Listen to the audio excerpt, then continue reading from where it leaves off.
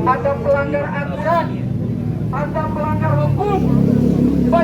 Kalau untuk hari ini tuntutannya apa sih? Karena ini sudah kedua kalau nggak salah ya. Tuntutannya apa kalau boleh tahu? Hari ini kita tetap menuntut agar perusahaan mempekerjakan kawan-kawan kita 16 orang yang telah di PHK karena mereka melakukannya tidak sah secara hukum, karena mereka hubungan kerjanya adalah dengan PT Immortal, tapi yang melakukan PHK badan hukum lain dan kita nggak ada hubungan dengan mereka gitu. Dan kita kemarin juga telah melaporkan ada di Polda Metro Jaya, di Dinas Ketenagakerjaan, kepada kepolisian kita sampaikan, kita telah membuat laporan dengan nomor laporan STTLP /B-3573/5 Romawi 2026 SPKT Polda Metro Jaya. Perihal kejahatan terkait upah di ketenagakerjaan, artinya mereka membayar upah di bawah UMK Kota Depok.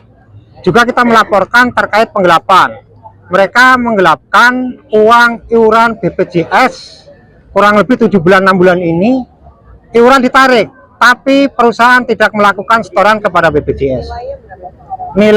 Kalau nilainya ya kurang kita itu enggak, tapi kalau untuk kekurangan upah dari yang kita lapor 10 orang kurang lebih 616 juta total dari 10 pelapor. Tapi kan anggota kita di sini ada 300-an.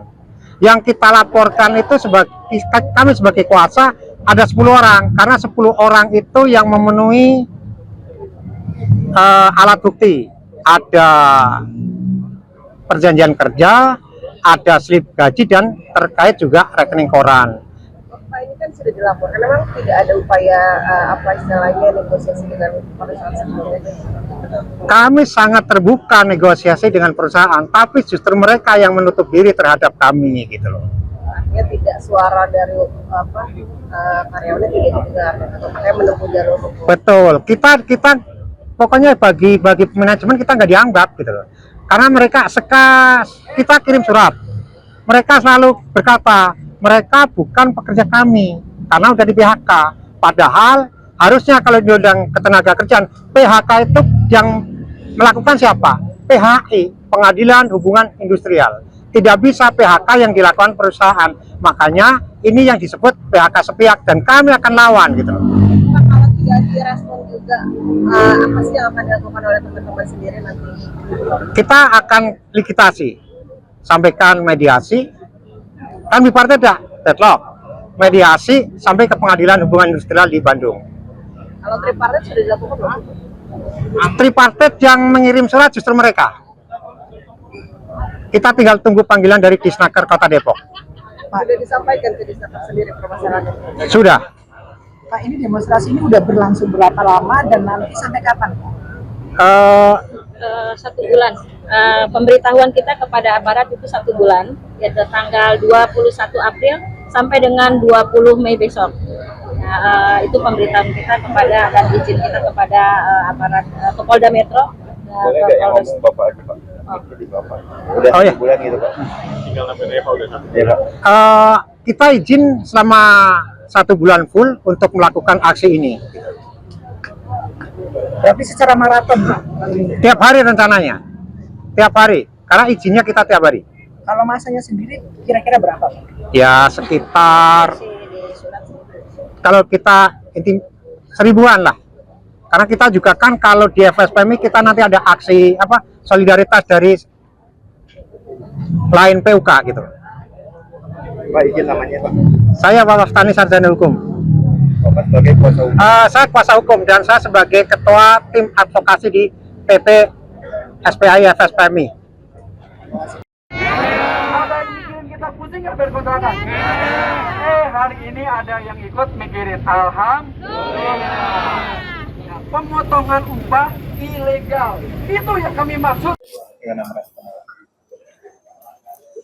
Ya, selamat sore teman-teman media semuanya. Terima kasih pada sore hari ini kita bisa bertemu, dan sore ini saya ingin menjelaskan tentang kondisi terakhir yang ada di PT Immortal Cosmetica Indonesia.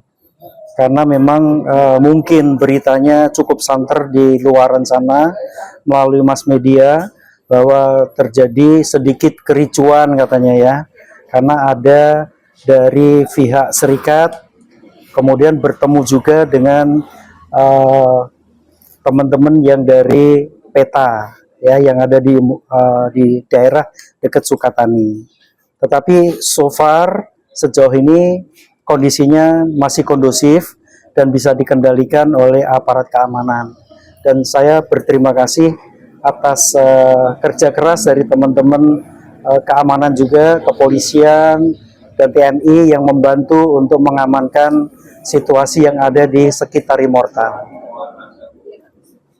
Kalau tuntutan mereka apa sih Pak? Sampai saat ini apakah sama atau seperti apa? Ya, tuntutan mereka awalnya waktu kita ada pertemuan pertama itu 4 tuntutannya sudah oke katanya ya, sudah istilahnya adalah dikasih warna hijau ya, artinya oke. Tuntutan utamanya pada saat mediasi pertama itu dengan serikat hanya tinggal 1, yaitu cabut PHK dan pekerjakan kembali M. Ali dan 15 karyawan yang sudah di PHK dan pekerjakan kembali menjadi pegawai Immortal kembali. Dan kami sudah melakukannya itu ya. Jadi kami mengakomodir keinginan teman-teman serikat di mana kami mempekerjakan kembali mereka. Tapi karena kesalahan-kesalahan yang sudah terjadi tentunya nggak bisa langsung dia bekerja. Di PHK dulu, baru kemudian dia boleh bekerja kembali. Itu yang tuntutan mereka. Tapi karena tuntutan itu kelihatannya tidak sesuai dengan keinginan daripada teman-teman serikat, maka mereka mengadakan demo yang saat ini. Kalau untuk peserta aksi sendiri, perkiraan berapa sih Pak jumlah masanya itu yang kegiatan? Ya, kalau dari teman-teman serikat, dia menyatakan bahwa yang akan mendemo, orasi dan sebagainya itu kurang lebih dia bilang 1.000 ya. Tetapi setelah dicek semuanya yang hari ini ada itu kurang lebih hanya 300-400 orang saja. Tuntutannya sama? Tuntutannya sama, yaitu tadi mempekerjakan kembali M. Ali dan 15 orang yang menolak mutasi dan dia mangkir. 300 orang itu dari karyawan Immortal sendiri atau dari luar? Ya, kalau dari karyawan Immortal berkisar 80% karyawan Immortal, sisanya adalah teman-teman FSPMI yang dari Bekasi, ada juga dari Bogor, ya, ada dari sekitar Jakarta. Langkah ke depan apa yang akan dilakukan oleh pihak perusahaan? Ya, karena tuntutannya 1 dan kami sudah menjawab waktu itu bahwa kami tidak bisa mencabut PHK-nya ya karena pelanggaran-pelanggarannya, tetapi bersedia untuk mengerjakan mereka kembali di Immortal. Berarti itu sebenarnya kami sudah mengakomodir atau memenuhi tuntutan mereka. Tapi karena itu juga ditolak, ya, dia membalas suratnya, dia katakan kami menolak keras, ya, apa yang dijawab oleh manajemen, maka kami langsung lapor ke Disnaker. Berarti sudah ada perselisihan hubungan industrial. Karena adanya perselisihan hubungan industrial, maka tentunya kami meminta Disnaker untuk menjadi mediator, untuk menjembatani supaya bagaimana kedua keinginan ini bertemu nantinya. Pak, dari kuasa hukum tadi kan ada yang laporin ke Polda, Pak. Ya. Itu dari tanggapan dari Immortal ini bagaimana? Ya, kalau ada orang-orang di luar atau baik dari serikat atau orang luar melaporkan Immortal sampai ke Polda tentang masalah pembayaran BPJS dan juga mengenai satu lagi adalah saya lupa satu lagi UMK. Sebenarnya kami juga perusahaan tidak menutup mata ya. Kami juga sudah berusaha untuk memperbaiki UMK maupun untuk BPJS ketenagakerjaan. Namun karena keterbatasan finansial di Immortal, maka saat ini belum bisa dibayarkan.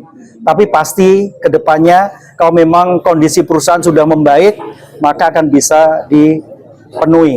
Ya. Kondisi itu terjadi di tengah draftnya keluar ya Pak ya, pastinya. Ya kondisi itu sebenarnya tidak saat ini saja, tapi itu terjadi sejak pandemi. Ya, pada saat pandemi kan semua klinik ditutup ya, banyak klinik-klinik. Sementara produk kami adalah produk kosmetik ya. Nah kebanyakan adalah dijualnya di tempat-tempatnya dokter yang punya klinik. Nah pada saat pandemi sudah ditutup kliniknya karena takut penularan dan sebagainya, sehingga itu juga mulai merosot. Tapi yang mulai merosot sekali adalah 2 tahun terakhir ini. Jadi perusahaan kami sudah mengalami kemerosotan yang luar biasa sampai penjualannya itu minus 50%.